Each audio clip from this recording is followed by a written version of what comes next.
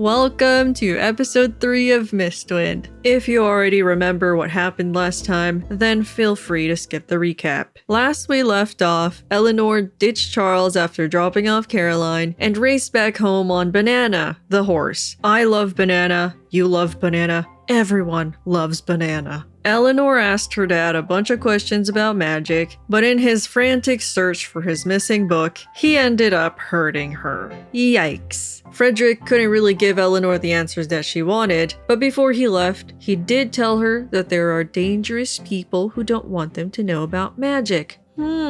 What could that mean? Meanwhile, at Wentworth House, Charles had to lie to his family doctor about who Hazelby was, who himself had mysteriously disappeared after fully healing Augusta. And now we continue on with Charles, who has had a pretty rough day. So he's in his study, just chilling, trying to distract himself with some work maybe. And his housekeeper, Mrs. Clay, comes to ask him a question. She's a little younger than what you might expect of a housekeeper, and despite not being married, everyone still calls her Mrs. Clay. Her skin is medium and has a reddish undertone to it, and she wears her hair in braids, which wrap around her head. So she walks up, she's a little nervous, kind of unsure, and she's worried that Charles might get a little mad, or even a little sad about the question that she's gonna ask, which is to get his permission to use one of his dead mom's dresses for Augusta to wear. And she explains, it's either that or one of the servants' really plain dresses, which is definitely not ideal for a lady like Augusta. Charles thinks about it for a second, remembering his mother, but ultimately tells her to just go ahead and use his mother's dresses. After Mrs. Clay leaves, he stews in his thoughts, remembering what Hazelby had murmured under his breath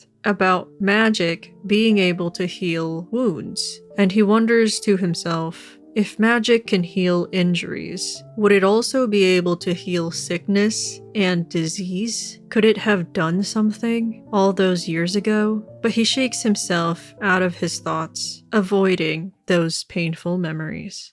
Later that same day, Augusta is getting dressed by some servants. Sometime around sunset, she finally wakes up. She's a little groggy, still in shock, and very much confused. And it takes her a moment to realize where she is. And she remembers that she saw the Duke of Longford and that she passed out as she feels very embarrassed. Normally, she's kind of bratty and pompous, you know, like a stereotypical aristocrat. But right now, she's clearly dazed off and distracted. She, saw someone turn into a fly or something. Oh, but it was probably just a dream. Later on, Charles speaks to both of them and decides that it's better for them to just go home instead of spending the night. It's probably a bad idea for them to, step into another carriage, but honestly, scandal? Kinda worse than death. Two unmarried ladies spending the night at a single bachelor's house is pretty scandalous, and people would make life hell for them, even considering the circumstances, especially because this is a bachelor that's being watched by a lot of people. I mean, he is the Duke of Longford. Everyone's wondering,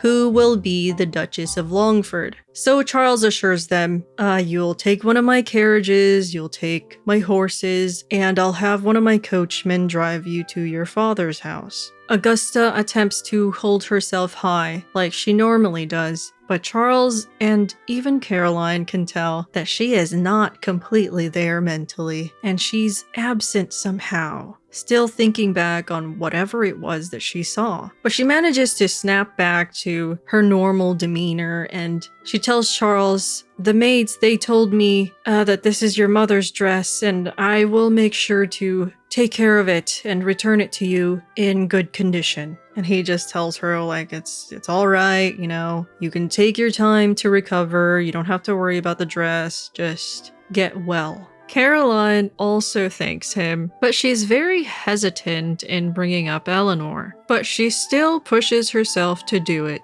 Thank you so much for what you've done for us. I'm also grateful to Miss Thorne for bringing me here. I haven't forgotten about that. Charles raises his eyebrows because he was actually expecting them to just brush Eleanor off, since that's what they usually do. They avoid her in public like the plague because they're a bunch of Eleanor haters. And he says, you know, she's actually the one who got you out of the carriage. She tried to help both of you, but she didn't have the strength. And they kind of react in a mixture of thankfulness and probably disapproval because they're thinking, oh, of course she's gonna do that. And Augusta blurts out, I mean, I guess we shouldn't be surprised about her behavior. And then she realizes who she's talking to. You know, Eleanor's bestie. So she very quickly says, but we're grateful that she is the way she is. Otherwise, I don't know where I would be.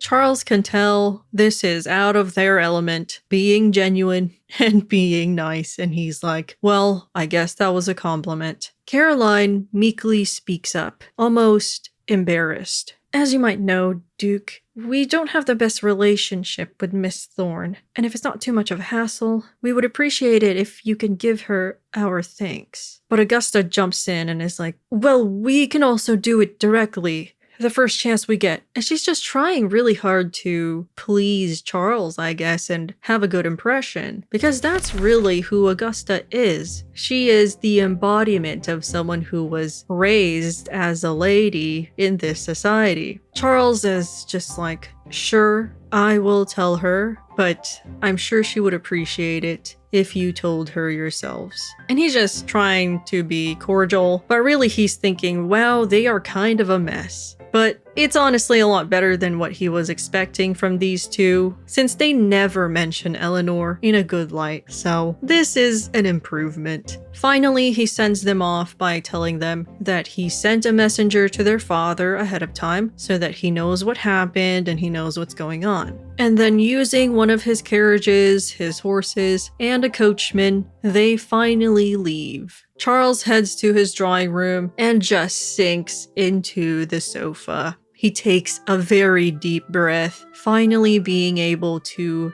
have a little bit of relaxation and digest the events of the day. His eyes start to close, and then he opens them because he remembers, I can't relax. I have a long to-do list and all the paperwork and letters that I still have to answer. I have to go back to work. And he's like, no! After a night of paperwork, writing letters, and signing checks for his various expenses, Charles gets up early the next morning, only getting around 4 hours of sleep, but still feeling fully refreshed because he's an elf and he doesn't know it. So he's at the breakfast table and his butler, who has a name now, Mr. Briggs, hands him a freshly ironed morning news. So Mr. Briggs also sets down a gossip sheet, and he's just like, hey, I know you don't really read this type of stuff, but this one might actually be of interest to you. And then he dips so that Charles can read in peace. So he takes a very quick glance at the gossip sheet out of curiosity and immediately sees the big headline, "The Duke of Longford saves Lady Augusta." He starts to pinch the bridge of his nose, and he is once again becoming stressed, and it's barely the start of his day. This guy can't catch a break. So he starts reading, and it basically says, people are kind of expecting him to court Augusta now. They're probably thinking that something is going to blossom between them, and they're going to be engaged by the end of the season. And he's like, well, of course that's what they're thinking of, and not actually about the trauma that she might have felt after almost dying or something like that. But he's like, whatever, they will do what they do. So he sets that down and starts to read the actual newspaper. He reads something about the Duke of Alizarin, and I know you guys have been waiting for this. Some sort of mention of the characters I made with dice, and well, here it is.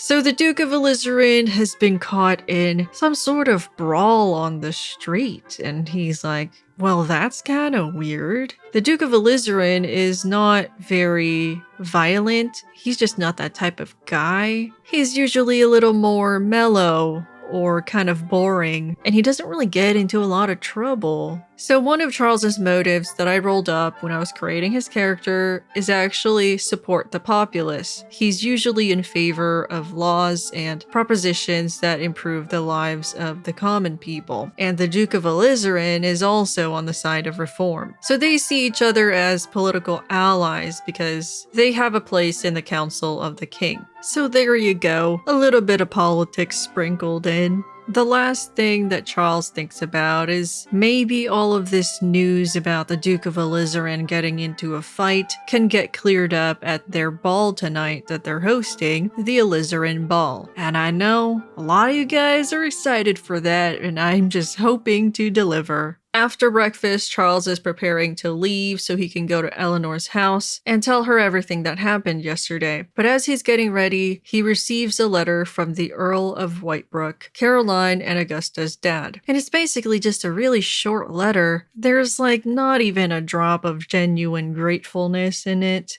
Anyway, who cares about that guy? Let's get back to the story. He finally makes his way outside, and unbeknownst to him, a pair of mysterious eyes are watching him.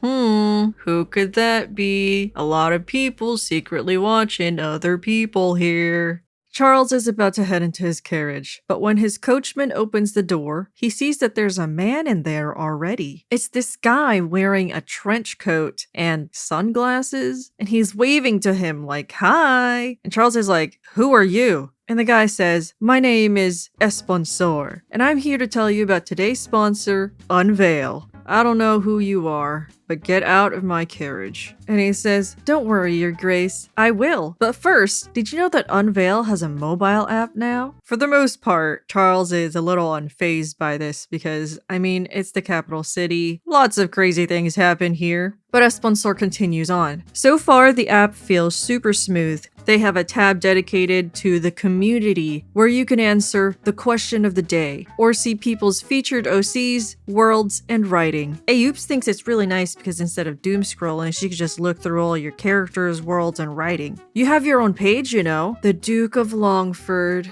I wonder what my page looks like. "You don't have one." He's like, "What? You're not on Unveil." "How would you know?" "I have to be on Unveil. I have to be." And then Esponsor fumbles for the door on the other side and starts to run. "I have to be on Unveil." Even in the middle of his existential crisis as he runs away, he says, "But make sure to check out Unveil's new mobile app." And he starts to cry while running away. Charles watches as he runs away, glad that's finally over, and finally gets into the carriage and goes to Eleanor's house. So back at Thorn House, Eleanor wakes up. She has been waiting for her dad to come back, but he didn't come home. So she's just like, okay, whatever, maybe he had some more stuff to do. I'll just ask him when he gets back. So she heads down to the dining room, and Humphreys is already there. Is father gonna come down and eat here? Or is he gonna eat in his room like usual? But Humphreys is like,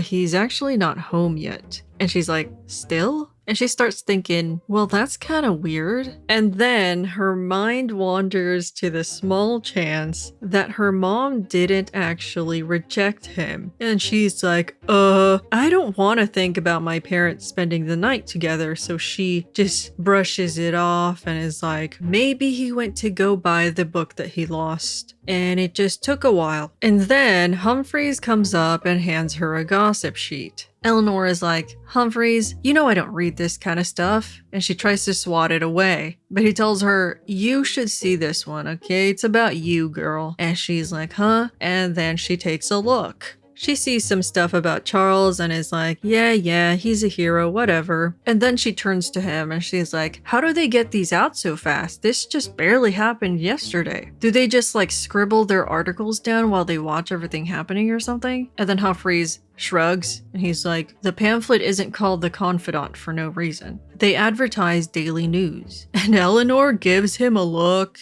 and squints at him and she's like, okay. You know, you kind of sound like you read these a lot. Do you like gossip, Humphreys? And he just ignores her prying and gestures for her to continue reading. So she reads on. The Lady Caroline has also been seen cradled in the arms of a mysterious man bearing a striking resemblance to a certain Miss T. Are they talking about me? I mean, they do mean me, right? By Miss T. But how would they know? My disguise was so good. And Humphreys is standing there just staring at her blankly and is like, I saw your disguise. It wasn't good. And she's like, whatever. Anyway, why would they censor my name but say everyone else's name? What's wrong with me? And he just shrugs. No idea. And she's like, all right, is that all? Is there anything else interesting in here? Let's see. And she reads it once more. Another paragraph says that a Mr. Truevalor has been spotted going to a new brothel very frequently. Has he tired of his wife once more? Says the headline. And Eleanor is like, oh God, I hope Lou hasn't seen this. You think she'll be at the ball? If she is, I should probably talk to her. Maybe I can convince her to leave him. And Humphreys is like, if she'll even speak to you, well, she won't have a choice if I'm right in front of her face. But anyway, next time I see Truevalor, I'll... And Humphreys is like, you'll what? I don't know. I'll do something to defend Lou. And she crunches down on her last piece of toast and she gets up. Well, let me know when Father gets back. And then they hear a knock at the door. And she's like, ooh, is it Father? Humphreys ushers in and announces the Duke of Longford. And then Charles is looking kind of serious. And he tells her, we need to talk. You know, the dreaded thing that no one likes to hear. In the drawing room, Charles and Eleanor are sitting together, and Eleanor kind of just looks really excited because she really wants to tell him about everything that she's found out too. But she knows that he has something to tell her, so she's trying to hold it back. And then Charles starts to say, I need you to know that what I'm about to tell you might be difficult to believe. I think magic is real. Charles is like, hold on, don't interrupt me. But then he pauses when he realizes what she said. And he's like, wait, what? You already know? And Eleanor starts to blabber. She tells him everything that happened. She doesn't really notice that Charles actually doesn't look surprised about this information. She's too busy saying, I was telling him everything that happened and stuff. And then he was looking for a book or something. And then he couldn't find it, and then he started freaking out. And Eleanor, Charles finally gets her to stop talking. I already know. And she's like, huh? You do? I witnessed it. Witnessed it? What do you mean? Where'd you see it? Did you feel something at the carriage too? Did you feel something on Augusta? And he's like, no and no. And he takes a deep breath because he's starting to get annoyed because she's talking too much. By the way, she's fine. Lady Augusta, she's alive, since, you didn't really stick around to find out. Eleanor is like, right, good to know. And then she waits for him to continue. And then Charles massages his temples because he's just getting more annoyed with her. He's thinking, really, that's your reaction to her being alive? Like, did you even care? Maybe he was hoping that the first word out of her mouth would be sorry. Sorry that I left. But no, she's Eleanor. But this time, he's not gonna let her get away with it. So she's like, okay, what did you see? You gotta tell me. But he says, no. First, you tell me why you left. What was so important that you couldn't stick around to see at least that Lady Augusta survived? Eleanor now looks a little apologetic, but she's kind of using a tone that's like making excuses. I already told you I felt something at the carriage and I was itching to get answers and I knew that Father had them. So I had to go. Charles isn't satisfied with that answer, but he knows he won't get anything out of her. So he's like, all right, well, did you get the answers that you wanted? And he just looks really done with her right now. Well, like I said earlier, he was looking for his book. He kind of got distracted and he didn't really give me detailed answers, but he did say that it's real. And then he said that there's people who don't want us to know. And then he left. Charles is like, that's all? You left me alone to deal with this mess, and you barely even got an answer. I can't with you right now. You really didn't think to come back. I know that Augusta hasn't been the nicest person to you. And then Eleanor interrupts him and defends herself. Listen, I don't know what I could have done in that situation. How about not leaving me alone? You ever thought of that? Okay, but what was I supposed to do? I barely even knew what to do to get Caroline to your house. You left me alone there. And then Charles starts to talk over her because it's getting heated. They're arguing and he's like, oh, what? And I'm a doctor? What did you expect me to do? Eleanor starts to kind of shrink into herself and she says, I don't know what you could have done. I just knew that it was more than what I could do. You're the responsible one. And he says, you don't get it, Eleanor. You didn't have to do anything except be there. That would have been enough for me. What if there was no doctor? Then she probably would have died and I would have been alone. Eleanor doesn't say anything because she's starting to realize that he's right, and she recognizes that he's being vulnerable. One of the loneliest moments in Charles's life is when his parents died. And so even though she is a thorn in his side, pun intended, he still values her as his closest friend, and she brought light to a very dark time in his life.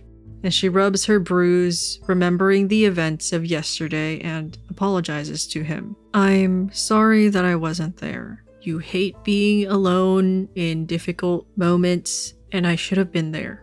Charles looks up at her, actually a little surprised that she apologized. And Eleanor is clearly uncomfortable at being so genuine in this moment. And trying to get rid of the awkwardness, she says, anyway, so what did you see? Charles goes back to being unimpressed with her, but hey, at least she apologized and held herself accountable to a certain extent. So he pushes past his temper. He knows that he does need to tell her what happened. A doctor came by going by the name of Hazelby. I didn't recognize him. He said he was from the neighborhood or something like that. And then Eleanor is just waiting in anticipation to hear what he has to say. And he healed her. He stopped the bleeding. I saw it. You saw it? With your own eyes? Did you ask him questions? How did he do it? Where did he come from? And Charles explains that he tried. He tried to get an explanation out of him, but all the doctor told him was that it was something called evocation. And he mentions that he read about it in a fantasy book once. And Eleanor is like, well, you have to go find this book. Maybe we have it, because Father probably has a ton of fantasy books in a library, or even his room. We should go look for it. Charles thinks all this sounds ridiculous. Like, what? We're talking about magic, and we're gonna go find a fantasy book to get research. Are you kidding me? That's apparently the source of information now? Fiction? But Eleanor is really excited, and he knows that at this point, there's no stopping her from being who she is. But in the midst of this, Charles fails an insight check to notice that she's actually withholding information from him. He doesn't notice that every now and then she's kind of rubbing the bruise on her arm. Eleanor left out the part where Frederick accidentally hurt her, since she doesn't want Charles to think that Frederick is some dangerous person who's out of control. Even though they're friends, she knows that it's difficult to not listen to what people say about him. I mean, she believed it herself, and he's her father, so she's gonna continue to hide the fact that he pushed her. Before Charles can really protest, a very excited Eleanor gets up and tells him, okay, you go check the library and I'll check his room. And Charles is like, you want me to go raid your father's book collection? What is it you're trying to find out of these books? They're fiction. I don't know, anything about magic. Father isn't here to answer our questions, and the only other person who knows anything is Dr. Hazelby. And he's not here either. By the way, did you keep in contact with him? And he's like, no, he kind of disappeared. What do you mean disappeared? I mean, he disappeared. He was gone. I didn't even see him leave. And Eleanor's just like, oh my god, do you think he went invisible? We have to go find these books right now. And she runs off, and Charles is just standing there blankly. Well, there she goes. Even though he thinks that all of this is ridiculous and maybe even potentially dangerous, his own curiosity gets the best of him, and he actually does what she says. Charles arrives at the library, and despite being very reluctant to play along with Eleanor's little research plan, he rolls a nat 20 investigation check. So, very conveniently, he sees a neat stack of familiar books right there on one of the tables. This whole fantasy series was written by someone named Oren Orvoki. Charles heads over to the stack of books and sees that one of them is actually open. He picks it up and it's conveniently on a page in the story where someone is healing an injured person. And he's like, wow, exactly what I needed. Was the general reading this last night? Or maybe Eleanor was? He begins reading. He doesn't really recognize the scenes because he hasn't read this book in the series yet. I think what happened in the past was that Charles had read like book 1 or something and then just stopped because he wasn't really into it. And so he never got like far into the series. The one that he's holding is actually a later book in the series, so he doesn't know like what's happening in the story or anything like that. He notices that this entire chapter is primarily about a character who's going around and healing people. And I mean, all of this is very convenient. It's just laid out for him. It's written in a narrative format because it's a fantasy book, and one of the characters is actually explaining to someone else that healing doesn't leave any scars because it fully repairs the skin in a very quick time period. And the healer also explains in another passage that healing requires a lot of power from the caster and also strength from the person who's getting healed. If the person's body gives out before you can heal them, there's not really much you can do. And he's thinking, I have no idea how much of this I should believe. It's a fantasy book. But then he remembers how Hazelby basically kicked him out so that he could focus on healing Augusta, and he's like, well, maybe it is true. Charles succeeds on a history check and starts to think about how if all of this is real, then why isn't it being used to help people? He remembers the war that Eleanor and Frederick had fought in. It was a civil war to bring down the monarchy, and he recalls that it had a lot of casualties. And he wonders how many people could have been saved if they had used this healing magic. But then also, how much longer would the war have persisted if healing magic was being utilized? This world could have been very different if the other side had won. So Charles continues to skim through the book and finds out that there's actually many types of spells that can heal. They can cure stuff like blindness, petrification, memory loss, even stuff like poison. And when he reads this, his mind briefly flashes to a memory of a sick woman on a bed, pale and skinny, barely holding on to life. But he shakes the thoughts away. There's no point in thinking about that. I can't change the past. Meanwhile, Eleanor is at her dad's room, and she also succeeds on her investigation check. She wanders around his room, seeing that it's oddly been cleared out of a lot of his stuff. Usually, it's kind of just scattered everywhere. She's assuming that maybe he actually told the servants to finally clean his room, while she was out getting almost hit by a carriage, or that he himself took everything and put it somewhere else. She reaches his writing desk and there's nothing on it, but then she opens one of the drawers and sees that there is a mess of notes in here, just scrap pieces of loose paper. With a very quick skimming of these notes, she theorizes that there's something about an object. And she's like, okay, but what does it do? So she's like, whatever, I'll just grab the whole drawer and show it to Charles. Maybe he has an idea what this is. Charles also kind of had the same idea as Eleanor and just grabs the entire stack of books to bring back with him. As he's carrying them, he's walking down the hallway and then Charles blinks.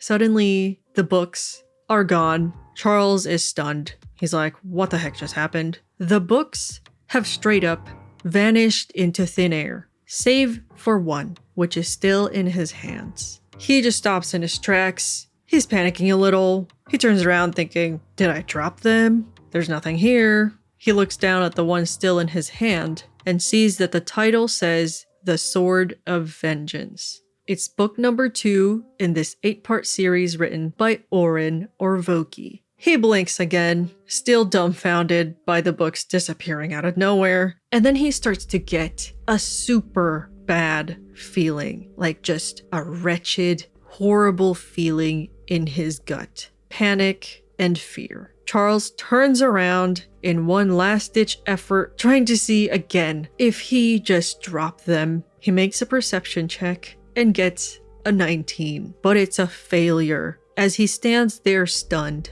he doesn't notice the presence of an unseen person watching him. And I'm not gonna lie, I don't even really know what that was about. His grip on the book, The Sword of Vengeance, tightens because he doesn't want it to also disappear. And Charles books it.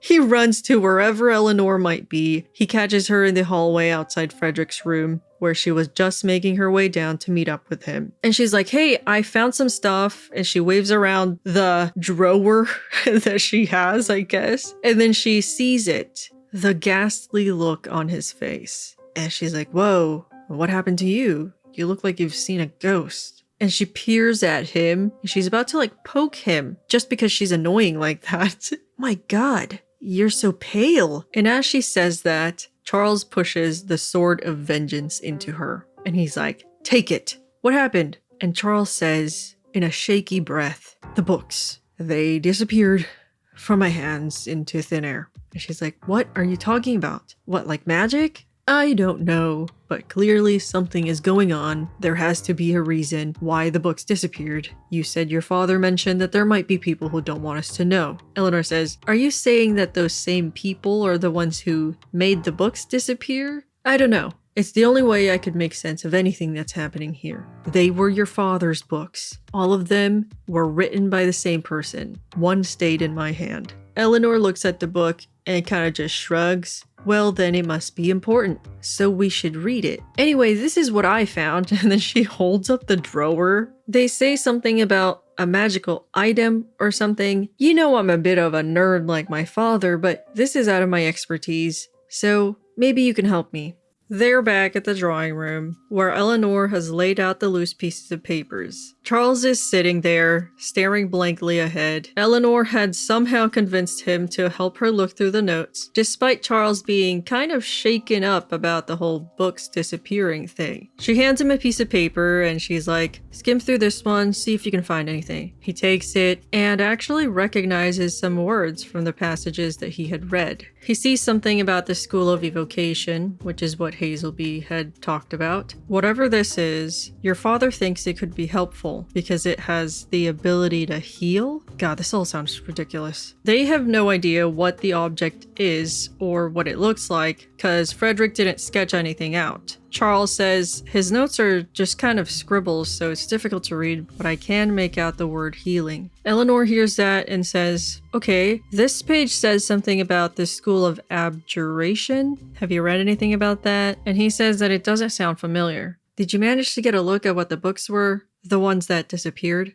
And he's like, I only managed to skim through one of them, which was about healing. Where was your father anyway? And where is he now? And she says, to be honest, I don't really know. He left yesterday and all he said was he was going out to see Mother. I mean, it's nothing unusual. He tends to do that. Occasionally, he'll clean himself up and go see her. As she's explaining this, Eleanor starts to get a little worried. But the thing is, she usually rejects him pretty quickly and he comes home all sad. But this time, I don't know, maybe she didn't reject him and he didn't come home because of that. And Charles makes a face. Are you saying that your parents spent the night together? And she's like, I don't know. I mean, I don't want to think about it, but maybe it was a lonely night for her. She hasn't been nice to him in years, but she's kind of an unpredictable person, you know, kind of like me. But I don't know. It's better than thinking that something might have happened to him. Eleanor hasn't been looking at Charles as she says all this, and she's just kind of staring at the notes, but not really reading. He makes an insight check and,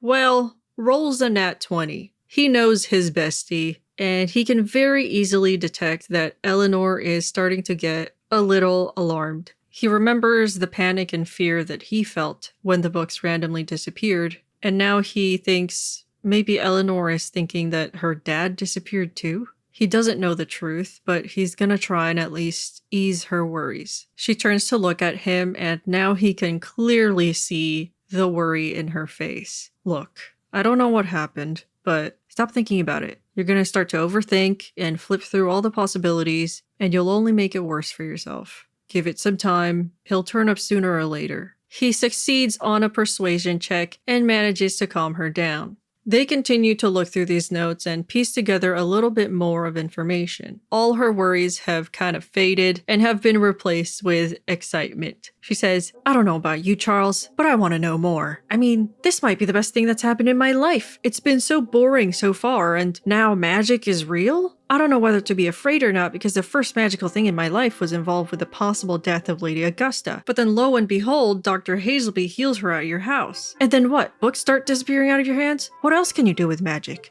Charles starts to get alarmed and is like, wait, hold on. But then she interrupts him. And now I'm fully believing the scribbled notes of my father about some sort of, I don't know, healing magic item or something that could apparently help the kingdom. I would very much like to know more. And I think the next thing we should do is read that book. And he's like, Eleanor, hold on. You're doing that thing where you get too excited, and I don't want you to misunderstand me here. But then she interrupts him again. Maybe we could even find the author. I mean, you're a duke. You have connections. You can find them, right? And he's like, what? No, I can't be doing this. All right, then we'll do it tomorrow when we have more time. He says, no.